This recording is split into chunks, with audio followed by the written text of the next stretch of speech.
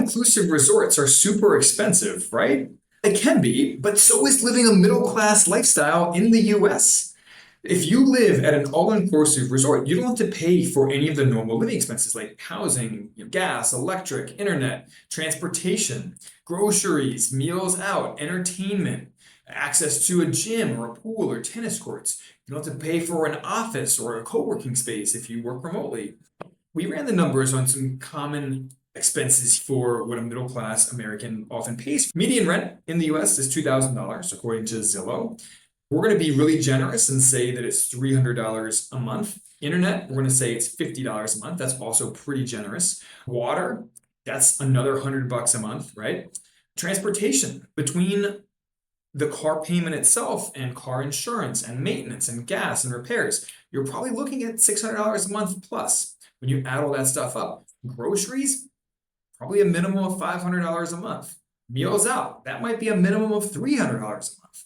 Entertainment, so that's streaming services, the nights out, happy hours, and drinks with friends. Again, minimum of maybe $300 a month. A gym, a pool, tennis courts, minimum of probably $100 a month. If you use an office or a co-working space, we're looking at a total of $4,250 a month, adding up those just sample expenses for someone living a middle-class lifestyle in the US. An all-inclusive resort could actually cost less because you don't have to pay for any of those things. So I just did some basic internet research looking at some all-inclusive resorts around the Caribbean, and I found the Viva Tangerine by Wyndham on Playa Cabarete in the Dominican Republic. For one person, it would cost $2,037 for 15 days. So that comes out to $4,072 a month. So for a couple, for example, that costs $2,470 for 15 days, or $4,940 for a month. For one person, that costs less than the middle-class lifestyle living in a US city.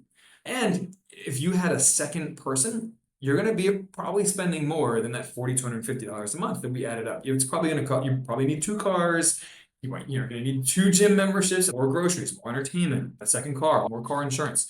So you can actually live at this all-inclusive resort for probably less than what a middle-class lifestyle costs in the US. Is it the highest end all-inclusive resort? I'm sure it's not. But here's what's included. You get all your meals included. They have a breakfast buffet. They have 4 on-site restaurants, including international cuisine. As for entertainment, they have a nightclub. They have 2 pools. They have a poolside bar. They have a white sand beach and sun loungers and scuba diving. They have concerts and live shows and a terrace. As far as fitness goes, they have a gym that offers fitness classes and yoga classes. This is all included, right? You have tennis courts and volleyball courts and kayaking and sailing. You have access to all of this all the time. There's an on-site spa with massages and other wellness services. And there is an international airport, a 29-minute drive away from the resort. It's the Plateau International Airport. The point is not that you should sell all your worldly possessions and move to an all-inclusive resort. The point is just that you should rethink some of your assumptions about what life has to look like. Cookie cutter lifestyle that everyone else does. You have options, you have alternatives, and maybe you could even live at an all-inclusive resort for less. If you get a kick out of these videos, consider joining the Co-Investing Club. We are all about alternative investments. We go in on investments once a month together as a club. We vet these together. And if you like these episodes, then rate and review the show. Follow the show. Makes a world of difference to us. If you didn't like this episode, didn't get anything out of it, then shoot us an email at support@sparkandall.com. Let us know what you do want to hear more of. Stay weird, unconventional investor.